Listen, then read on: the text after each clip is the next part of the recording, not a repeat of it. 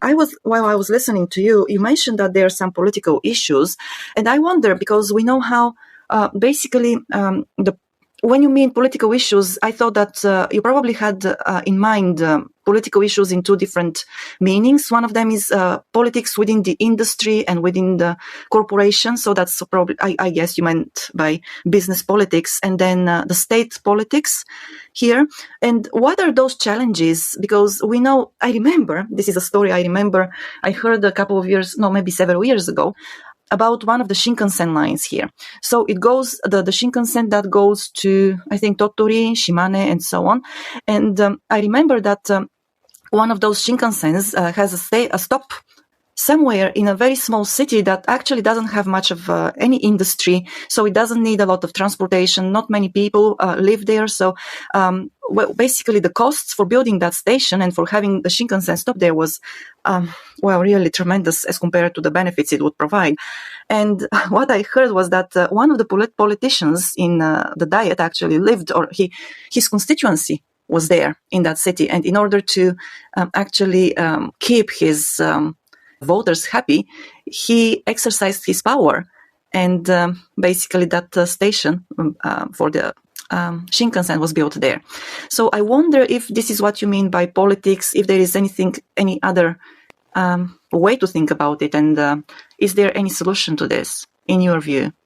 Yeah, I think you're talking about Kakue Tanaka. Yes. So, yeah, I mean, about the Shinkansen case, as I said before, Japan abhors the idea of public ownership and public investment, because back in the 70s, I mean, one of the reasons, there are a few reasons, but in the 70s, the Prime Minister of Japan, Kakue Tanaka, which is highly controversial for many reasons, he almost ended in jail. He developed a Shinkansen to Niigata because he was from Niigata, and he placed stations in the middle of nowhere because he wanted both. So he did it, but in doing so, he broke the economics of the Japanese National Railways, which was already struggling for other reasons. And therefore, in 1987, it got privatized. So since then, the Japanese government, they found that the privatization was kind of successful, which I disagree. But for that reason, they think that, as you know, in Japan, the backslash is very bad. So whenever there is a bad experience, they don't want to repeat that. And when they have a good experience, they got reinforced in that. So they believe that that was the right choice. Therefore, private sector shall do the choices much better.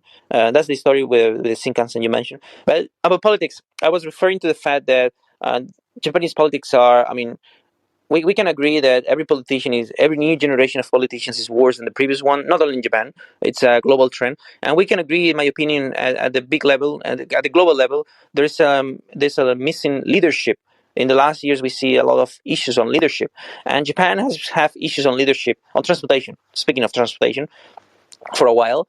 So I think one of the key issues that I found in transportation in Japan at the moment is that the Japanese government doesn't want to acknowledge, it cannot acknowledge that the current system is not sustainable. They know it and they mention it.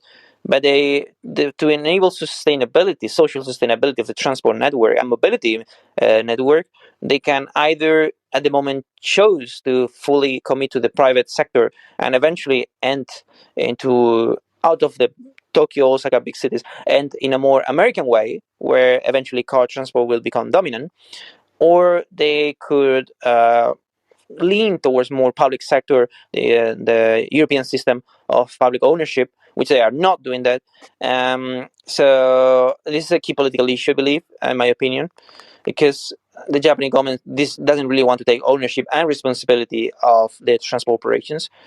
I think this technological positiveness, the idea of believing that technology is going to save us, is going to save the whole challenges. It's not a good thing.